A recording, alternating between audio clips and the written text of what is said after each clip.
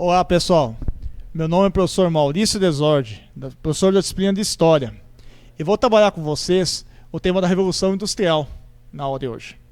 A Revolução Industrial foi um longo processo histórico, marcado pela transformação tecnológica e social, pela transição do modo de produção artesanal, da manufatura, para a produção industrial. No período entre 1760 a 1840, 1850, 1900. A Revolução Industrial teve início na Inglaterra, na segunda metade do século XVIII, com o surgimento de máquinas de produção em série, como o tear mecânico, a locomotiva a vapor. Essas tecnologias permitiram o estabelecimento da indústria e a consolidação do modo de produção capitalista. As formas de produção e as relações de trabalho se transformaram radicalmente nesse período, sendo que os trabalhadores começaram a vivenciar uma intensa exploração de sua força de trabalho. E nós vamos entender nessa aula de hoje como que isso aconteceu.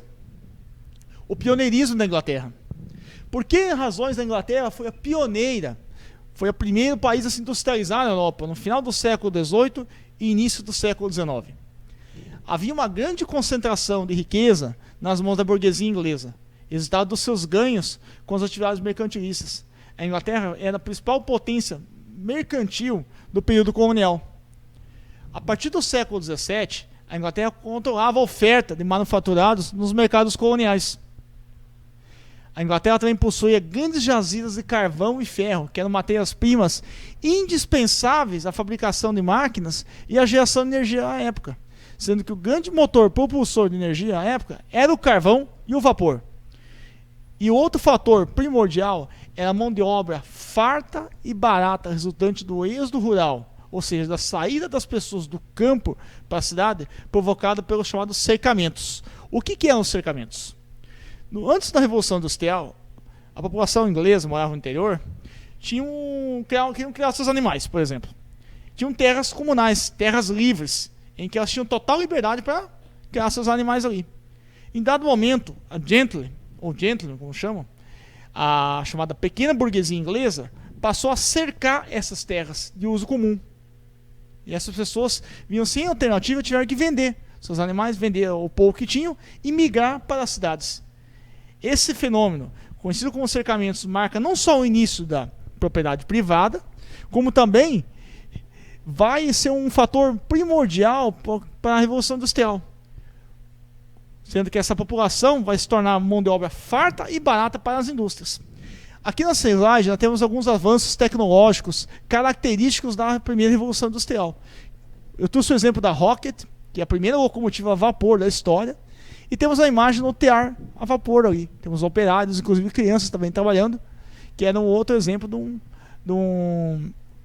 maquinário que surgiu nessa época. O tear a vapor revolucionou a forma como eram produzidos tecidos.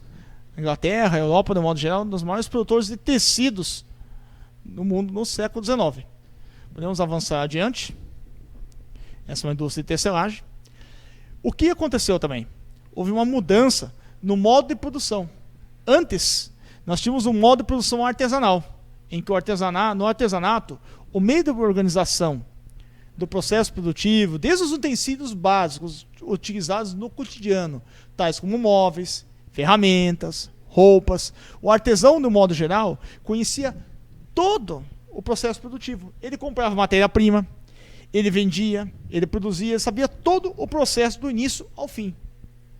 Já quando começaram a surgir as primeiras fábricas, durante a manufatura, a situação mudou. Que nós vamos ver adiante agora no modo de produção industrial. Passar para o próximo slide. Na manufatura, surge no mesmo período, quando os grandes empresários começam a agrupar os artesãos em grandes galpões para controlar melhor a produção. Nesse sistema de produção, a produção é dividida em etapas. O trabalhador se especializava em apenas uma única função. O trabalhador passa a ser expropriado da matéria-prima e das ferramentas e do local de trabalho para ser os galpões das fábricas. O que muda na prática?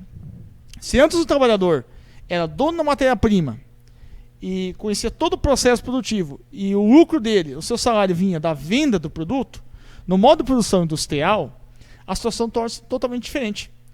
Ele não é mais dono do produto, ele não conhece mais todo o processo produtivo, e o seu salário é advindo da venda da sua força de trabalho. É a venda do seu dia, das suas horas laborais. Eu gosto de citar como exemplo funcionários de indústrias automotivas, de trabalhadores de frigoríficos, por exemplo, que eles não vão ganhar no lucro das aves que eles abatem, vendem, dos automóveis que eles produzem. Eles ganham, o seu salário é fruto da tempo que eles estão dedicando ali, da função que eles estão exercendo.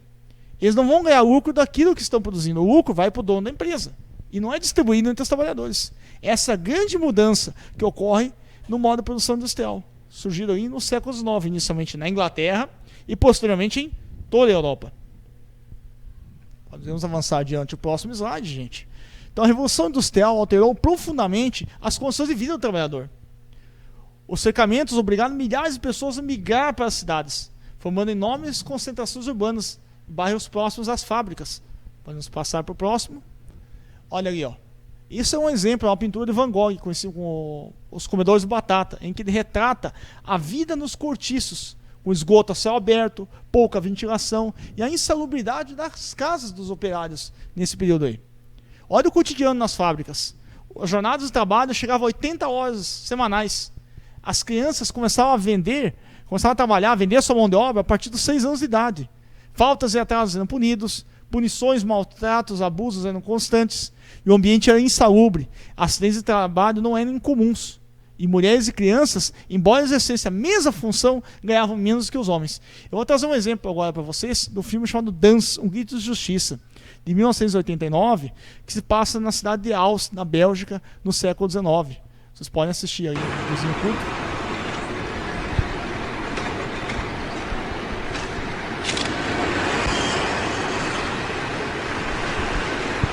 Vejam aí, gente, ó, as crianças trabalhando, juntando modelos de lã que caem nas máquinas, né? Essas são crianças que estão juntando carvão a céu aberto, que era vendido para as pessoas para poderem se aquecer, fazia muito frio. Vejam só, não estudavam, não tinham acesso à educação, começavam a trabalhar cedo, ganhavam muito pouco. Essa indústria de tecelagem, vejam bem. Repara nessa menina ali, ó. Olha só, ela tá grávida. Esse é um capataz. Percebam, ó, fiscalização constante.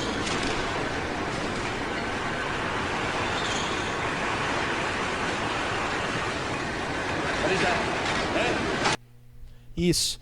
Você vejam ali como eles controlavam todo o trabalho das pessoas. E sua maioria empregaram crianças. Por que empregavam crianças e mulheres? Para poder pagar menos. Para exercer a mesma função e pagar menos. E aumentar o lucro do industrial. Nesse período não haviam leis trabalhistas como hoje. Não haviam leis que regulamentavam o regime de trabalho, protegiam os trabalhadores. Não havia horário de descanso. Mal e mal tinha horário para almoço. E a situação era péssima, horrível. A expectativa de vida era muito baixa. Contudo, os trabalhadores passaram a se organizar e a ter a consciência de classe. As leis trabalhistas que nós temos hoje, descanso semanal, férias, 13º, são fruto dessas lutas operárias no século XIX e século XX. Nós só temos uma dignidade hoje no trabalho no Brasil, leis trabalhistas no Brasil e no mundo, graças à luta desses operários por reconhecimento enquanto classe trabalhadora e por reconhecimento enquanto cidadão, enquanto ser humano. Vejam bem. Um dos movimentos de resistência operária foi conhecido como ludismo. Vejam bem, repare as pessoas, ou quebradores de máquinas. Olha eles quebrando a máquina. O ludismo ele ficou marcado pela invasão de diversas fábricas e pela destruição de máquinas e equipamentos.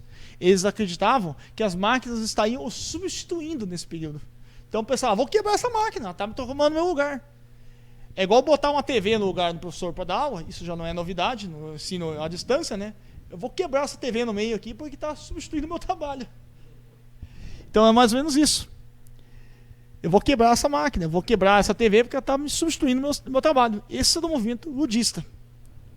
Tínhamos também as trade unions. Foram as primeiras associações formadas por operários, cuja meta era se contrapor ao poder burguês. As trade unions, mais tarde, vão formar os sindicatos.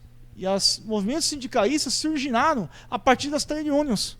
Organizações que defendiam os direitos trabalhistas e tinham como foco a resistência à exploração capitalista do trabalho. Outra forma de resistência, né? A Trade Unions surgiu em 1824. foi quando o parlamento inglês aprovou a primeira lei que permitiu a organização sindical dos trabalhadores. Com a nova lei, houve uma explosão de greves e associações operárias em toda a Inglaterra, concentradas principalmente na indústria têxtil e na atividade siderúrgica. Vamos avançar. O cartismo foi um movimento operário radical e reformista. Surgiu na Grã-Bretanha, na década de 1930, com consequências de revoluções sociais. E o seu nome se deve à Carta ao Povo, um documento escrito por William Lovett e Francis Place, em 7 de junho de 1837. Então, graças a esses movimentos, nós tivemos algumas conquistas operárias. As primeiras delas, por exemplo, foram a Lei de Proteção ao Trabalho das Crianças, 1833, a Lei Relativa ao Trabalho das Mulheres nas Fábricas, 1842, e a Lei da Jornada de 10 horas, de 1847. Porém, no cenário brasileiro, o movimento operário do Brasil começou tardiamente, somente ao final do século XIX e início do século XX. Tivemos greves como a grande greve na cidade de São Paulo, em 1917, a greve geral, em 1917. As crianças não trabalhavam, não estudavam. Porém, no Brasil, a situação só vai mudar, gente, em 1930, a partir da era Vargas. Quando Getúlio Vargas instituiu a CLT, a consolidação das leis do trabalho, as leis trabalhistas, e passou a amparar a classe trabalhadora. Nesse período aí. Porém, a organização sindical já vem desde o início do século XIX. A organização dos operários na luta pelos direitos já veio desde o início lá do século XIX e trouxeram como herança para os dias atuais. É isso. Obrigado pela atenção de todos. Tenham todos um ótimo dia.